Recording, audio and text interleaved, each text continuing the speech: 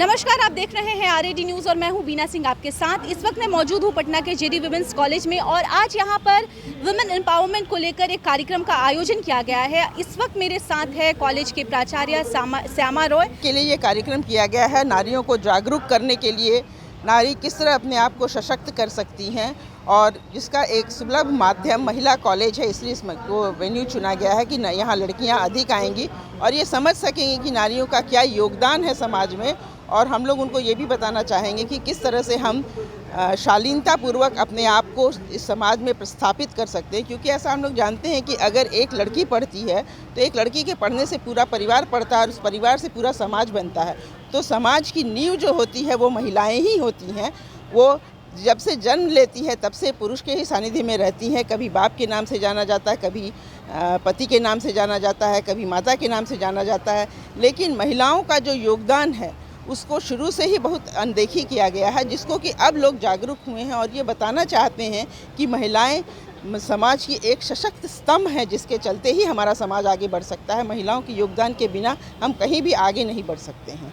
Chief guest के तौर पर आज उप मुख्यमंत्री रेणु देवी आ रही हैं, तो वो कब आएंगी और कार्यक्रम में उनका क्षणों में आने वाली हैं। वो वहाँ से निकल चुकी हैं, ऐसा पैगाम आया है कि वो बस आने ही वाली। ये बहुत खुशी की बात है कि बिहार में पहली बार एक महिला उप मुख्यमंत्री बनी है और ये हम लोगों का सौभाग्य है कि वो आज हम लोगों के बीच आएंगी। हम लोग उनको सुनेंगे किस तरह से उन्होंने अपने पार्टी के लिए काम किया है, समाज के लिए काम किया है कि आज वो इस स्तर तक पहुंच सकी और उनसे प्रेरणा लेकर आगे भी बच्चे आगे बढ़ सकते हैं। कल 8 मार्च को जो है वो महिला अंतर्राष्ट्रीय दिवस है और आज आप लोगों का ये कार्यक्रम है, तो क्या संदेश देना चाहेंगी आप अपने छात्रों को, जो महिला छात्राएँ हैं, जो लड़कियाँ हैं और समाज की तमाम वो महिलाओं? महिलाएं बहुत सशक्त हैं, उन्हें अंदर से मजबूत होना चाहिए और कभी भी वो किसी के सामने उनको झुकना नहीं चाहिए। गलत का विरोध बिल्कुल करना चाहिए, लेकिन उसका जो तरीका होता है वो ज़रूर अच्छा होना चाहिए और वो किसी भी तरह से निम्न स्तरीय कामों में लिप्त ना हो और वो आगे बढ़ने के लिए सही रास्ता चुने, गलत रास्ते का प्रयोग कभी भी ना करें। चूँकि ऐसा देखा जा रहा है कि लोग गलत रास्ते के माध्यम से उन्हें जल्दी ऊंचाइयों तक पहुंचाना चाहते हैं। मेरा ये संदेश होगा कि लड़कियां अगर सशक्त होंगी और अपने आप में ताकत रखेंगी तो उन्हें कोई भी झुका नहीं सकता है और वो अपनी सच्चाई और ईमानदारी के साथ ही आगे बढ़ सकती हैं। उन्हें गलत रास्ते पे जाने की कोई आवश्यकता नहीं होगी। इसके लिए लड़कियों को सचेत करने की आवश्यकता है, क्योंकि कई जगह लोग उनको गुमराह करके गलत रास्तों पर भी ले जाने का प्रयास करते हैं। सरकार जो है वो बार बार कहता रहा है कि लड़कियों की आज़ादी, महिलाओं को जो है उनका हक मिलना चाहिए, लेकिन आज़ादी के 75 साल बाद भी क्या आपको लगता है कि लड़कियों को, महिलाओं को जो है वो आर्थिक जो आज़ादी है वो मिल पाई है? बिल्कुल मिल पाई है। जो जहाँ तक कर पाता है उसे मिली है आर्थिक मजबूती, और अगर वो सही रास्ते से चलते हैं। आज हमारा ये महिला कॉलेज है, हमारी सभी शिक्षिकाएं महिलाएं हैं।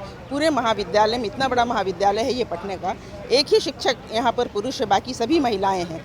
और इससे हम अनुपात लगा सकते हैं कि रेशियो में ज़रूर महिलाएं कम हैं, लेकिन अब वो काफ़ी ऊंचा ग्राफ चला गया है कि महिलाएं आगे आ रही हैं और आर्थिक रूप से संपन्न हैं और समाज में बहुत बड़ी हिस्सेदारी निभा रहे हैं। चूँकि हम नीचे स्तर से, आप प्राइमरी स्कूल में देखिए, चूँकि महिलाओं को घर में भी बहुत काम करना होता है इसलिए बाहर बहुत समय नहीं दे पाती हैं, लेकिन प्राइमरी स्कूल से लेकर आप उच्च शिक्षा तक देखिए महिलाओं का योगदान बहुत है।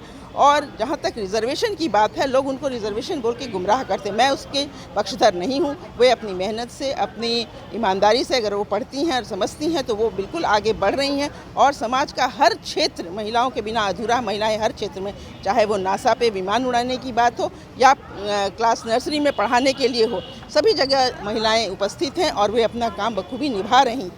क्या आपको भी लगता है कि अगर जिन महिलाओं को आर्थिक आज़ादी मिल जाती है वो सशक्त हैं और अपने जो डिसीजन है वो खुद लेती हैं, उन पर किसी तरह का प्रेशर नहीं रहता? अभी उसमें कमी है हमारे समाज में, क्योंकि एक दबाव हमारे ऊपर बना रहता है कि जैसे हम लोग बाहर भी मिलते हैं तो लोग कहते हैं कि पूछ लेंगे तो करेंगे। वो थोड़ी सी अभी कमी है, लेकिन एक दबाव भी आवश्यक है। मुझे लगता है कई बार दो आदमी अगर मिल के डिसीज़न लेता है तो वो सही होता है, उसको दबाव नहीं कहा जा सकता। लेकिन कई जगह औरतों पे ज़्यादा दबाव डाला जाता है जो कि उचित नहीं है। उसको अभी समय लगेगा दूर करने में कि महिलाएं अगर आर्थिक रूप से मजबूत भी हैं तो भी वे स्वतंत्र रूप से डिसीज़न लेने के लिए स्वतंत्र नहीं होती हैं।